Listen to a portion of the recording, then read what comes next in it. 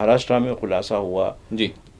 हरियाणा में खुलासा हुआ, इन सारे मामलात में आपने चोरी करवाई, चोरी की पूरी तरीके से जांच दी, वोटर लिस्ट को पूरा पलूट कर दिया गया, जो बाहर के लोगों को लाकर जो है वोटिंग करवाई गई। एक वोटर कई रियासतों में जाकर हुक्म देता है, कहीं बेंगलोर में देता है, कहीं जोधपुर में देता है, कहीं जो है भोपाल में देता है वोट। ये तो पूरी तरीके से इलेक्शन कमीशन के डॉक्यूमेंट के जरिए वाजे हो चुका है। उसके बावजूद ये शफाफियत कहाँ है इलेक्शन की?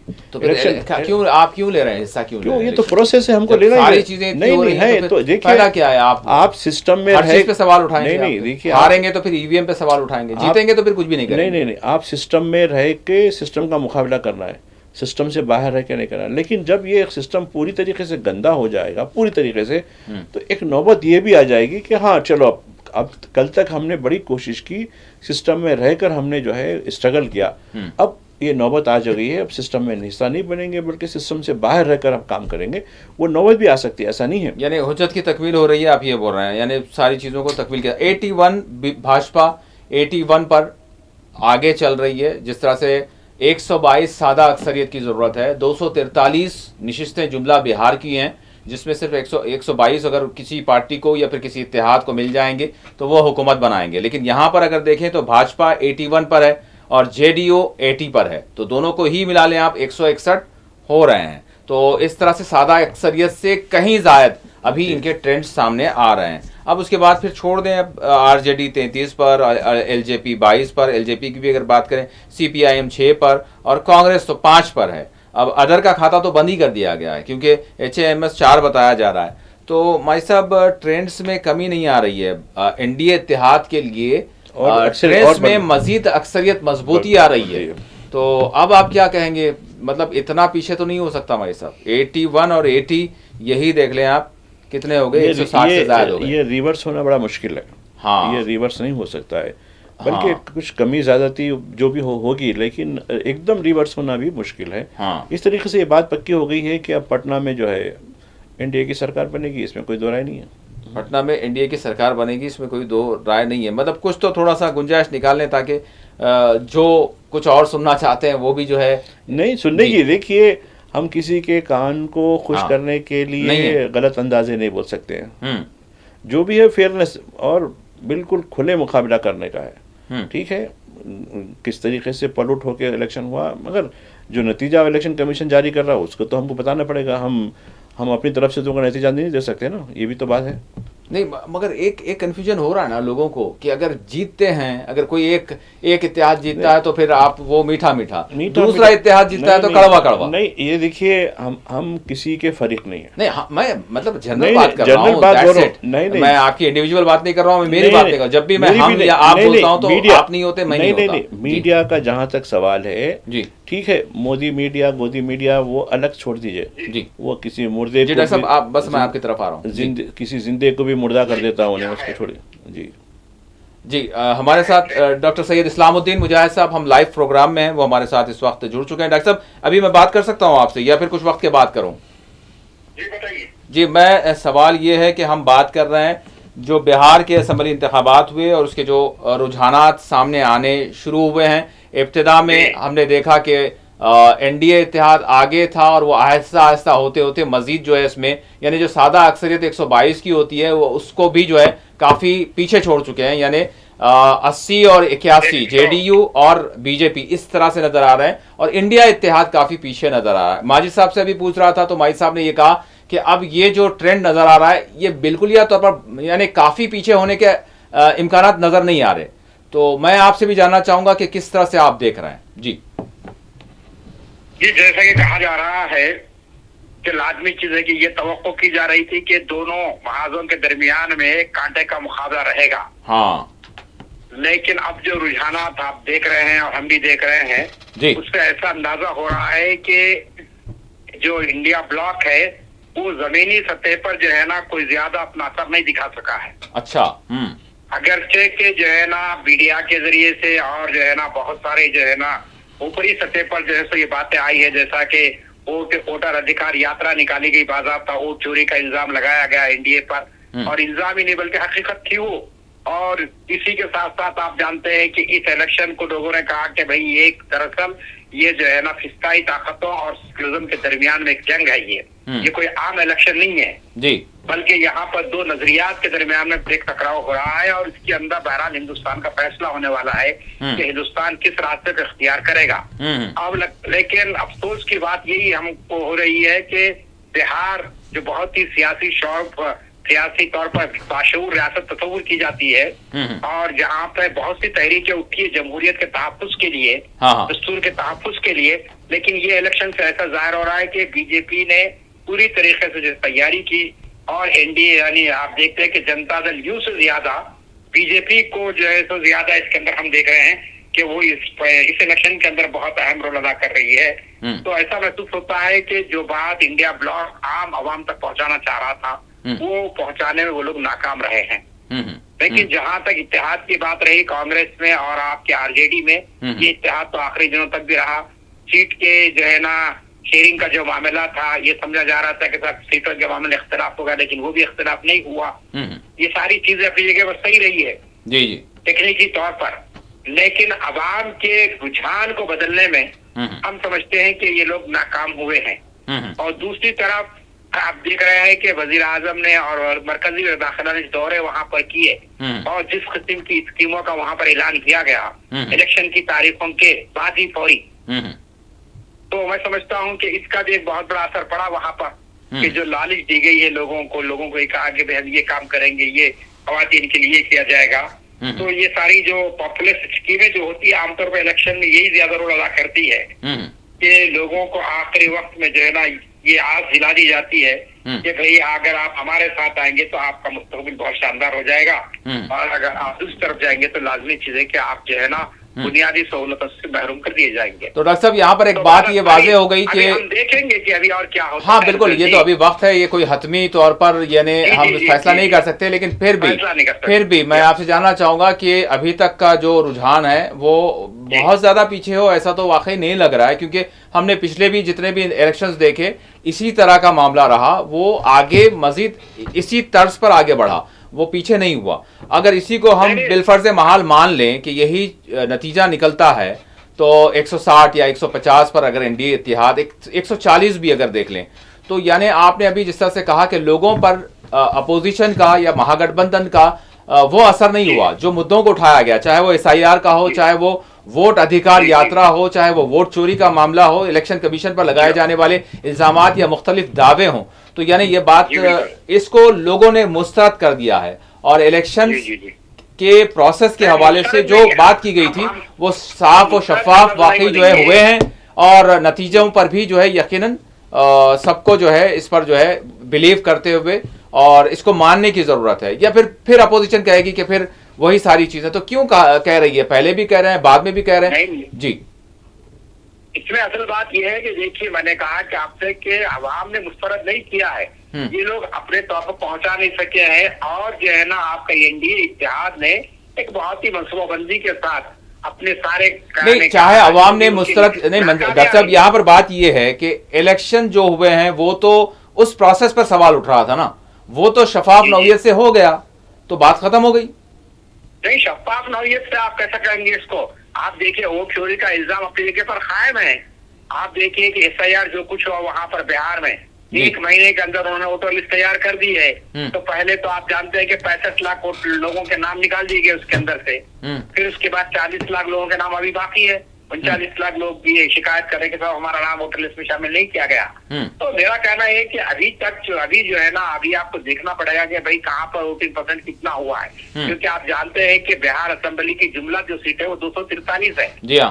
तो 243 सीटों के अंदर फिर बाद मखसूस इलाके हैं जैसा कि सीमांचल का इलाका है। तो सीमांचल का क्या आप कुछ बताते सूरत हाल कि वहाँ पर 28 सीटें हैं। तो उन 28 सीटों के अंदर तो हम समझते हैं कि वहाँ बीजेपी ज्यादा अपनी कारगुजारी नहीं बता सकेगी। वहाँ जो भी मुकाबला होगा वो आरजेडी में और मजलिस इत्तेहादुल मुस्लिमीन में होगा। अब देखना ये है कि लेकिन वहाँ से भी ट्रेंड्स ये आ रहे हैं कि वहाँ पर भी कई हलकों पर बीजेपी के नुमाइंदे आगे जा रहे हैं। तो इसके माने मुसलमानों की वोट तकसीम हुए वहाँ पर, सीधी बात ये है। लेकिन तो अगर वोट जी, लेकिन सवाल यह है कि मुद्दे वो क्या थे? सवाल यह है कि जो अब हारने वाले हैं वो फिर इल्जामात ये धरेंगे कि भाई ये शफाफियत नहीं रही वगैरह, तो फिर इलेक्शन में हिस्सा क्यों लिया? जीत जाते तो फिर कहते कि जो है हाँ बराबर हुआ सब। मतलब ये दोहरी पॉलिसी क्यों है अपोजिशन की? नहीं, ये देखिए, आप अपोजिशन में जो कोशिश करने की वो की उन्होंने। अब लाजमी चीज है कि ये डबल इंजन की सरकार का मामला है और वहां पर नीतीश कुमार साहब गुज़िश्ता 30 साल से होने पर फायज हैं। तो लाजमी चीज है कि मैंने जैसा कि आपसे कहा कि एक जो है ना वादों और आपके जो है ना यकीन दहानियों का एक सिलसिला वहां से शुरू हुआ, एक सैलाब की शक्ल में जी। उसका एक असर पड़ता है। क्योंकि आप याद रख लीजिए कि हिंदुस्तान का जो वोटर है वो बहुत ज्यादा सियासी नजरियात का मुताला करके इंतखाबी मंशूर को पढ़ के वोट नहीं डालता है जी। वो आमतौर पर सियासी कायदीन की बातों पर भरोसा कर लेता है और उसके बाद वो 5 साल तक जो है ना तरसता रहता है। ये भी हमारा अलमनाक पहलू है कि हमारा जो वोटर है हिंदुस्तान का वो उस नजरिए का नहीं है कि जैसा कि आप अमेरिका में या बहरी ममालिक में जिस किस्म के इलेक्शन होते हैं वहाँ बाज़ाब्ता लोग मंशूर को पढ़ते हैं, देखते हैं, उसके बाद गौर करते हैं। अब आपके सामने मिसाल है कि जो इलेक्शन हुआ है आपके न्यूयॉर्क में एक मेयर का इलेक्शन हुआ, तो आप देखिए पूरी हिंदुस्तान की नजरें उसकी तरफ पड़ी हुई थी और दुनिया की सबसे बड़ी ताकत रखने वाला मुल्क का सदर बार बार वार्निंग दे रहा था। आप देख रहे हैं डोनाल्ड ट्रंप ने क्या कुछ नहीं कहा है जो मेयर इलेक्शन है वहाँ पे न्यूयॉर्क के कि भाई हम ये कर देंगे वो कर देंगे, लेकिन इसके बावजूद अवाम ने जो है ना उन पर जैसा ममदानी पर जैसा भरोसा किया और उनको जो है तो भारी कामयाबी अता की। तो यहाँ पर भी जो है ना अवाम अगर चाहे तो बड़ी तब्दीली ला सकती है, लेकिन हम ये महसूस करते हैं कि अवाम तक वो बातें नहीं पहुंच सकी जो पहुंचाना चाहिए था इंडिया ब्लॉक को। क्योंकि आप जानते हैं कि बेरोजगारी तो वहां पर मौजूद है और नहीं डॉक्टर साहब हम ये मैं आपसे ये अर्ज जरूर करना चाहूंगा, उसके बाद फिर हम ब्रेक पर भी जाएंगे, आखिरी सवाल होगा, फिर उसके बाद फिर आपसे जरूर फिर मैं ट्रेंड्स आगे के क्या होंगे उस हवाले से भी फिर आपका जो देखना है उस हवाले से जरूर आपसे कॉल करूंगा और आपसे जो है वक्त लूंगा।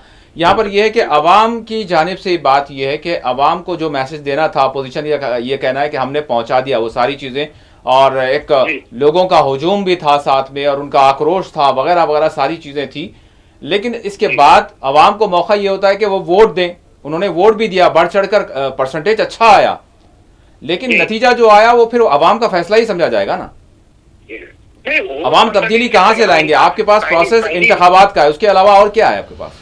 पहली मर्तबा वहाँ पर वोटिंग परसेंट काफी बड़ा है आजादी के बाद से जी। 65-70% तक वोटिंग हुई ना भाई जी। पहले मैंने 65% वोटिंग हुई, दूसरे मैंने 70% की खाली वोटिंग हुई है तो वोट परसेंटेज तो बड़ा वहाँ पर, इससे कोई इनकार नहीं कर सकते हैं। लेकिन अब इसका तजिया हम करेंगे कि बाद में जाकर के भाई आखिर ये वोट जो है ना क्यों जो है ना सेक्युलर पार्टियों को नहीं मिल सका है, उसकी वजूहत क्या हो सकती है, इस पर और किया जा सकता है। क्योंकि अभी हम फौरी तौर पर कोई नतीजा तो नहीं निकाल सकते हैं कि कहाँ पर क्या एनडीए ने जो है तो क्या चली है और इंडिया ब्लॉक में जो है ना वहां पर वो किस तरीके से नाकाम होगा उनके सामने, इस पर तो और करना पड़ेगा आपको। लेकिन जहां तक बाजार जो सूरत हाल थी वो ये थी कि देखिए साहब एक चीज तो है कि हिंदुस्तान में इस वक्त नौजवान वोटर्स की बहुत ज्यादा अक्सरियत है जी, यानी 30 साल से कम उम्र वोटर ज्यादा है हिंदुस्तान के अंदर जी। और फिर इंडिया ब्लॉक के अंदर आप देखते कि दोनों कायद भी बड़े नौजवान है, चाहे वो राहुल गांधी हो तेजस्वी यादव हो, तो और वो जो कर सकते हैं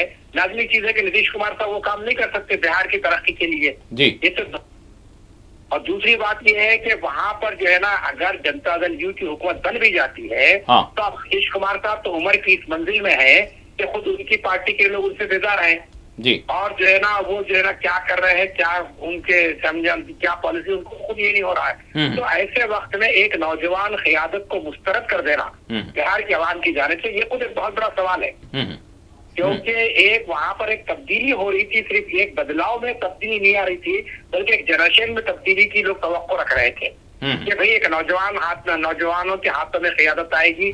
और उससे आप जानते हैं कि बिहार जो है ना इतनी बड़ी रियासत होने के बावजूद आप पसमानदगी के जिस दलदल में है हम तसव्वुर नहीं कर सकते वहां पर कि आज जो तालीम की जो सूरत हाल है वहां पर है, वहां पर जो है ना आपके मेडिकल सहूलतों का जो मामला है या फिर जो है ना दीगर सहूलतों को आप देखेंगे तो आपको खुद अंदाजा हो जाता है। तो अब ये तो हम नताइज के बाद इस पर गौर वक़ौस होगा और बहुत से सियासी पंडित अपनी राय देंगे कि आखिर वो क्या वजूहत रही कि जिसकी बुनियाद पर लोगों ने फिर से जो है तो एक ऐसी पार्टी ऐसे महाज पर भरोसा किया जो महाज गुज़िश्ता जो है ना 10 साल से सिर्फ जो है ना लोगों को परेशान कर रहा है वहां पर। अब SIR के नाम पे आपने देखा कि लोग कितने परेशान हो रहे हैं बिहार के अंदर जी, और फिर खास तौर पे खास तबके को निशाना उस पे बनाया गया है। तो ये सवालात पर हम इंशाल्लाह गौर करेंगे, फिर आपके चरण के जरिए से बात लाई जाएगी वहां पर लोगों के सामने। अभी तो हम नतायज का पूरा इंतजार करेंगे। बिल्कुल, बहुत बहुत शुक्रिया डॉक्टर साहब, हम ज़रूर आपसे दोबारा रब्ता करेंगे। नाज़रीन, मामला यही है कि अभी ये जो कुछ रुझानात सामने आ रहे हैं, और रुझानात वैसे बहुत कुछ कह रहे हैं, और माजी का अगर हम जायज़ा लेते हैं, पिछले 10 बरसों की अगर हम बात करते हैं, तो ट्रेंड्स जो अगर 11 या 11:30 बजे तक जो कुछ रहे हैं, तो वो आगे तकरीबन वही आगे बढ़े। उसमें मतलब तब्दीली हो सकती है, लेकिन बड़ी तब्दीली की शायद कोई उम्मीद नहीं की जा सकती। बहरहाल जो फैसला है वो जनता का है, और फिर जनता यकीनन उनको 5 बरस में एक मरतबा मौका मिलता है, जिस तरह से डॉक्टर साहब ने भी कहा, एडवोकेट संतोष कुमार यादव साहब ने भी कहा, और माजिद साहब ने भी कहा। तो जनता के हाथ फैसला होता है कि वो किसको पसंद करें, किसको रिजेक्ट करें, और ये 5 बरसों में एक मरतबा मौका होता है, और इसके अलावा हमारे पास कोई चारा भी नहीं है। अब लाख इलेक्शन कमीशन के हवाले से, उसकी साख के हवाले से, कारकर्दगी के हवाले से अपोजिशन दावे कर ले, इल्ज़ामात लगा ले, लेकिन क्या होगा जब जनता फैसला कर देगी, और फैसला उन्हीं के हक़ में आएगा जिन पर आप जो है मुख्तलिफ ब्लेम्स कर रहे हैं। तो बहरहाल हम नज़र बनाए हुए हैं, पूरी जो है सोर्सेस के साथ देख रहे हैं, और आप तक जो है अपडेट्स हम पहुंचाते रहेंगे। अभी तक की जो बात है, बीजेपी 82 पर है, लीड कर रही है, और JDU 75 पर है, और RJD 35 पर है, और LJP 22 पर, और कांग्रेस 7 पर, और फिर इसके साथ साथ CPI ML जो है 6 पर, 6 पर, और फिर दीगर का तो खाता बंद कर दिया गया है, HAMS 4 पर है। तो बहरहाल नज़र बनाए हुए हैं हम, और आप तक अपडेट्स पहुंचाएंगे। और ज़िमनी इंतखाबात जहां पर भी चल रहे हैं, जिसमें हैदराबाद भी है, हैदराबाद की जुबली हिल्स हल्का है, और उसके साथ साथ जम्मू कश्मीर की भी बात है, जम्मू कश्मीर के हवाले से भी आपको अपडेट्स देंगे हम। और जिस तरह से अभी शबनम फयाज से अपडेट ली कि कोयल पुलवामा में डॉक्टर उमर नबी डार के मकान को जो है यानी धमाके के साथ उसको मुनहदम कर दिया गया, यानी दहशतगर्दी के खिलाफ सख्त कदम का एक इनिशियली आगाज़ है। बहरहाल आज का दिन काफ़ी अहम है, चूँकि दहशतगर्दी का जो दिल्ली में वाक़या हुआ, इसके हवाले से ये भी उम्मीद की जा रही है कि आने वाले चंद घंटों में भी हो सकता है कि जो इसके ज़िम्मेदार असल हैं उनको सबक सिखाने के लिए हो सकता है कि कोई कार्रवाई हो। और क्योंकि देश मांग भी रहा है, पहलगाम का वाक़या हुआ, उससे पहले पुलवामा का हुआ, दिल्ली के बारे में शायद हमने सोचा नहीं था। तो बहरहाल ये मामला भी अभी आगे बढ़ेगा, इस पर भी हम नज़र रखे हुए हैं। एक छोटा सा यहाँ पर ब्रेक लेंगे, ब्रेक के बाद दोबारा हाजिर होंगे।